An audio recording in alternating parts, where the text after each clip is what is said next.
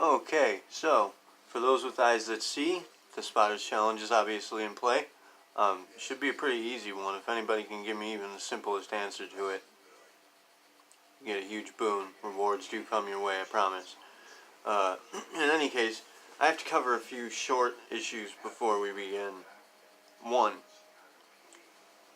this is the kitchen.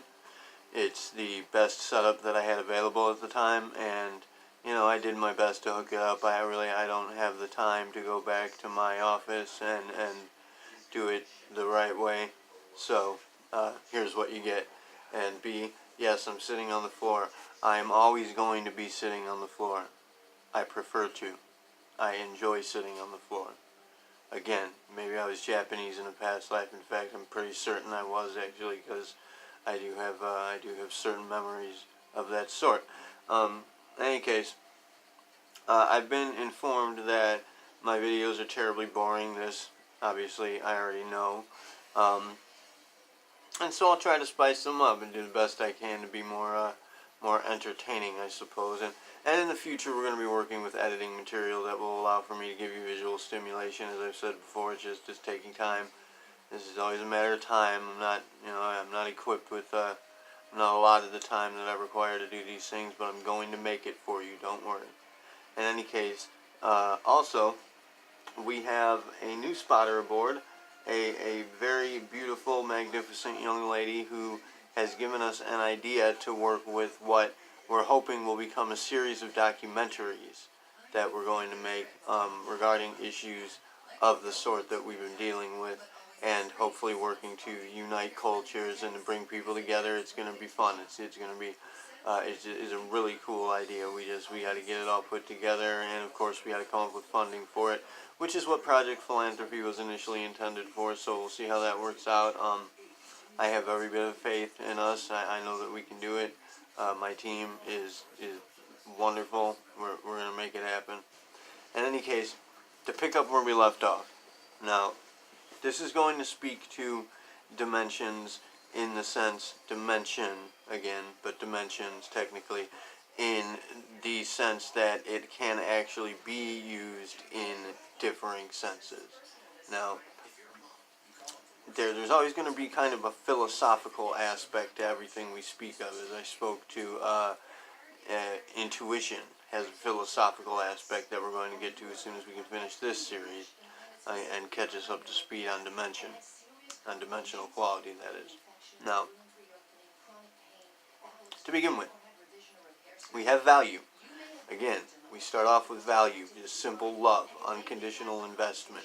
We are this single point, and we have length, pretty much. That's what we have. That's going to be what creates this illusion of time, is length. We have a span. We move. That's one-dimensional. We are a one-dimensional being. Now, we come up with width. Length and width allows for us to have two dimensions, allows for us to move in various directions.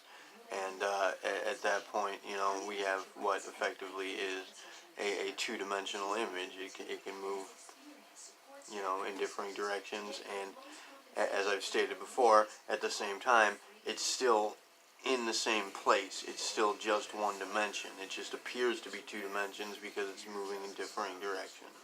So therein we have the illusory effect of creating a third dimension, and the way that we do this. Now remember, we begin with value. Value breaks into particularly masculine and feminine, or positive and negative energies. It breaks into a duality, a divine dichotomy. That divine dichotomy is what allows for us to reflect upon ourselves. It's what allows for us to, for all intents and purposes, pretend that there's more than one of us, and kind of play that game. That's how the game begins. Then we break into the three elemental factors of existence. We have gravity, memory, relativity. Memory is essentially we move and we remember moving. We know where we moved. We have a movement in place, so movement has transpired. and it's remembered. It remembers itself. It continuously remembers what it is. And thereby it becomes memory. It becomes a substance of a sort. Then we have gravity. Gravity holds that substance together. Gravity is what places that substance. Gravity is what causes for that substance to move.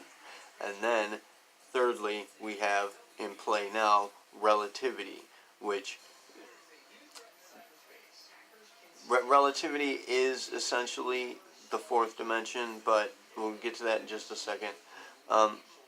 Relativity is how two gravitational forces are going to be acting upon each other. We know this. This is, E equals mc squared and all that. We have the Einstein's general and special theory of relativity. We get into the special theory of relativity. We get into some of the weirder things. So we're going to stick with the general theory of relativity for the moment.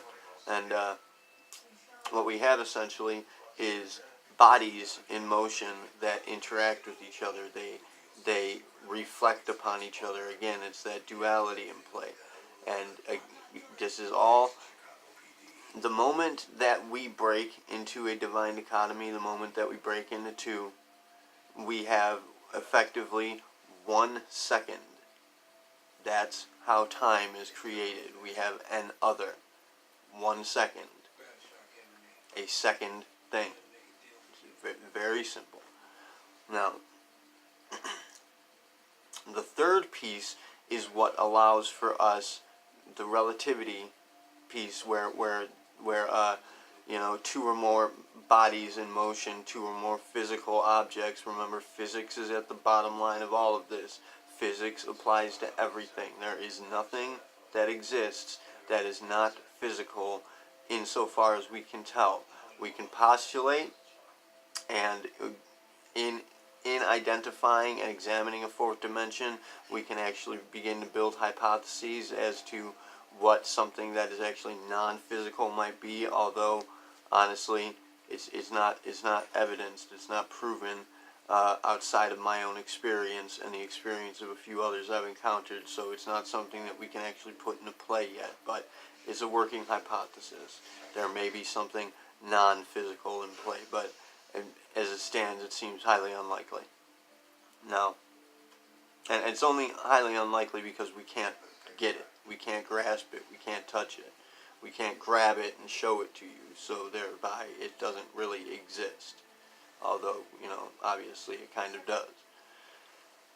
At any rate, that relativity, that reflecting upon each other, that two or more bodies interacting with each other and creating a relationship, that's what allows for us to create the miracle.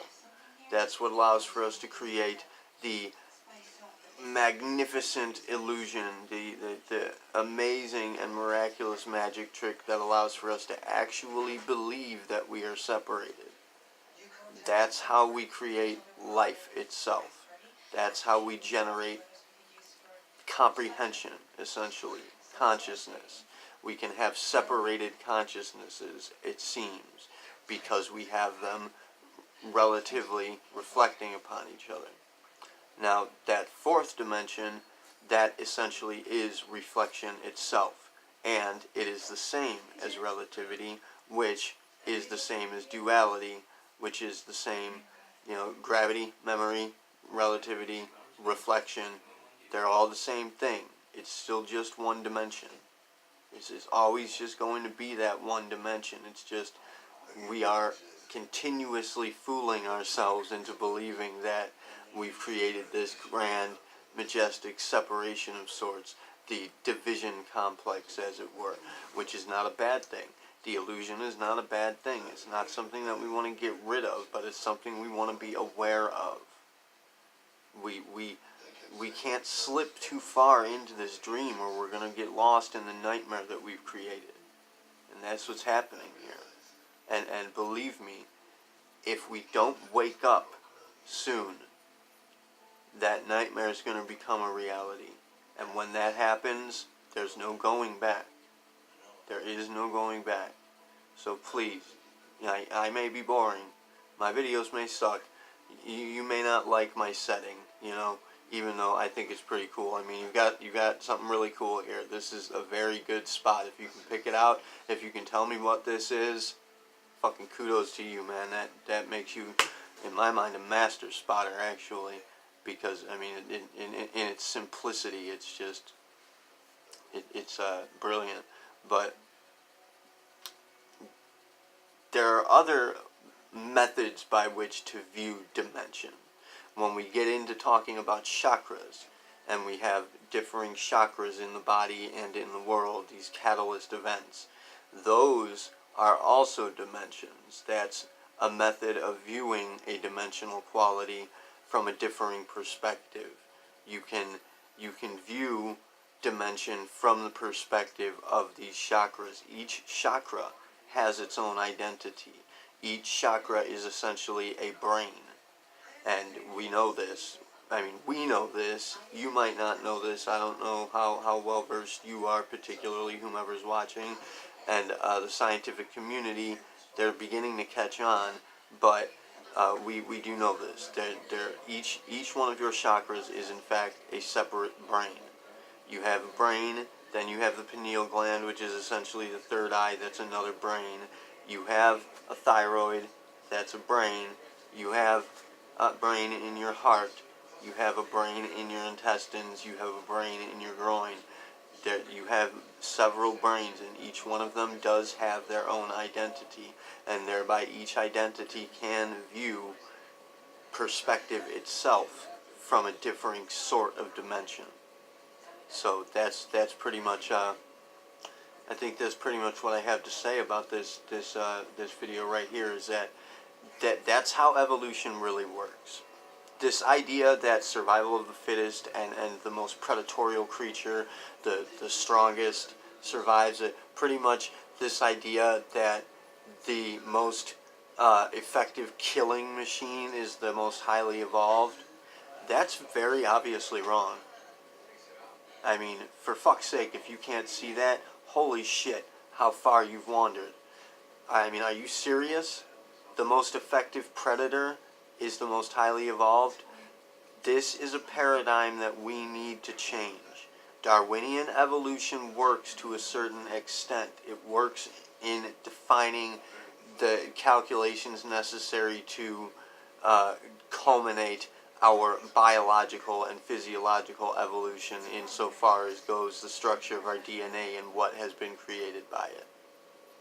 That's as far as it goes, and in fact it doesn't even make it that far because there are so many fucking gaps in it.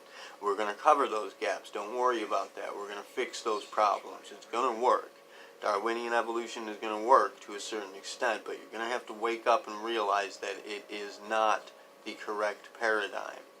And if you are one of those atheists that is in fact worshiping Darwinian evolution as its God, you'd also got to try and keep in mind that you're still trapped in a religion.